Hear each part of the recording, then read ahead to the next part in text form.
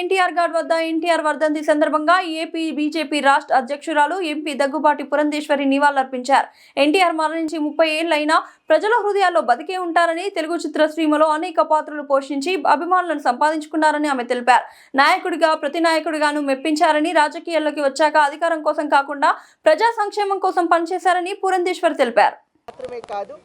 ఆ అధికారాన్ని ప్రజాసేవ మాధ్యమంగా వినియోగించుకోవచ్చు అని నిరూపించినటువంటి మహనీయుడు వారి సంకల్ప బలం ఎంత గట్టిదంటే ఆనాడు వారు ప్రవేశపెట్టినటువంటి అనేక సంక్షేమ కార్యక్రమాలు ఏవైతే ఉన్నాయో ఈనాడు అవే కార్యక్రమాలు ఒకంత రూపాంతరం చెందాయేమో కానీ ఎవరూ కూడా వాటిని తీసివేసేటువంటి పరిస్థితి అయితే దేశంలో ఖచ్చితంగా లేదు.